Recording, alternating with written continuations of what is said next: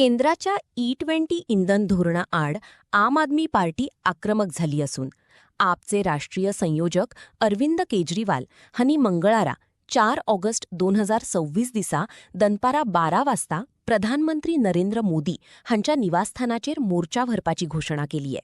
हो रही हैं, लेकिन उसके बावजूद बिना प्रश्नों के जवाब दिए, बिना कोई तर्क दिए सरकार जबरदस्ती थोप रही है. उससे ये लगता है कि कोई ना कोई सरकार का हिडन एजेंडा है. एक आरोप ये लगाया जा रहा है कि ट्रंप के दबाव में मोदी जी झुके हुए हैं. ट्रंप अपने देश का इथेनॉल जबरदस्ती इंडिया में इंपोर्ट करवाना चाहता है और एक अनुमान के हिसाब से अगले 5 साल में $20 बिलियन का इथेनॉल जो है भारत मोदी जी जो हैं वो ट्रंप से खरीदेंगे, जो हमारे देश के ऊपर थोपा जाएगा. तो हमारे देश के लोगों की गाड़ियां खराब करके और ट्रंप के सामने मोदी जी झुके हुए हैं. परसों हमने इसके ऊपर जो टाउन हॉल किया था वो बेहद सक्सेसफुल रहा. हॉल के अंदर, हॉल के बाहर बहुत लोग थे और लगभग 7 लाख लोग लाइव इस कार्यक्रम को देख रहे थे. ये मुझे लगता है कि दुनिया का रिकॉर्ड है कि कोई भी कार्यक्रम लाइव जो है वो 7 लाख लोग ऑनलाइन देख रहे हों. इसी वजह से ये यही दिखाता है कि लोग कितने ज़्यादा परेशान हैं और किस तरह से सपोर्ट में आए. पर लोगों को डराया जा रहा है, धमकाया जा रहा है बुरी तरह से. जो कोई अगर इसके खिलाफ कुछ कर दे, कोई इन्फ्लुएंसर, कोई कंटेंट क्रिएटर, कोई विक्टिम कोई कुछ कर दे तो उसको डराया जाता है, ट्रोल किया जाता है, धमकाया जाता है, एफआईआर की जाती है. तो लोग बहुत डरे हुए हैं. हमने कुछ दिन पहले एक पिटीशन प्रधानमंत्री के नाम ऑनलाइन साइन करवाई थी. तो लगभग 2,33,238 लोगों ने ये पिटीशन साइन की है मात्र कुछ दिनों के अंदर. ये सारी पिटीशंस की कॉपीज़ आप लोगों के सामने हैं.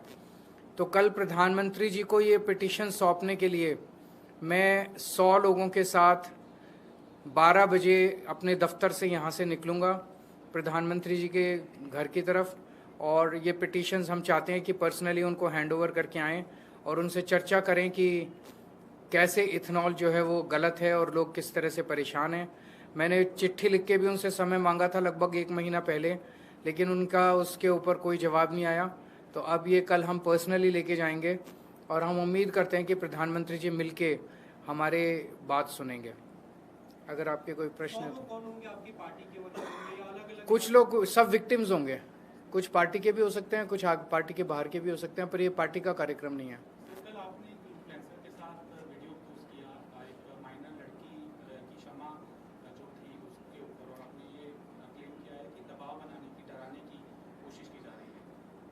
बिल्कुल. तो रुचिका सिंह का जो हमने देखा कि किस तरह से बेचारी हाथ जोड़ के आंखें नीची करके पूरे देश के सामने कैसे बोल रही है, वो जाहिर तौर पे उसे बुरी तरह से डराया गया है.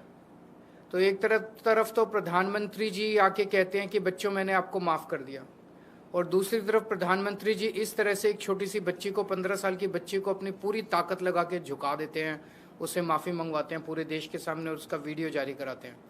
क्या ये शोभा देता है एक प्रधानमंत्री को? तो डराने की कोशिश, बिकॉज सबसे बड़ा कंट्रीब्यूशन सीजेपी के आंदोलन का ये हुआ कि जो प्रधानमंत्री जी ने सबको डरा रखा था पूरे देश में.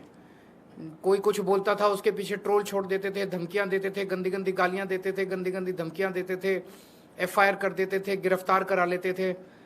लोगों के मन में डर निकल गया इस आंदोलन के बाद. खूब खुल के लोगों ने मोदी जी के खिलाफ बोला. अब मोदी जी वो वापस डर कायम करना चाहते हैं, लेकिन अब लोग डरने वाले नहीं हैं. एक रुचिका सिंह के खिलाफ मोदी जी ने एक रुचिका सिंह को झुकाया तो 10 रुचिका पैदा हो गई. मैं देख रहा हूँ इतनी बच्चियां जो हैं वो मोदी जी के खिलाफ वीडियो डाल रही हैं. किस किस को मोदी जी जेल डालेंगे? किस किस के खिलाफ एफआईआर करेंगे? किस किस को धमकाएंगे? किस किस को झुकाएंगे?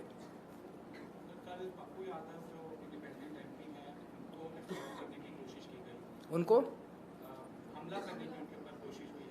उनका एक लेवल जान से मारने की स्किट हुआ था पार्लियामेंट्री में. देखिए, उन्होंने एक स्किट किया था जिसमें ये लोग कह रहे हैं कि धार्मिक भावनाओं की, इनकी धार्मिक भावनाओं की ठेस पहुंची है.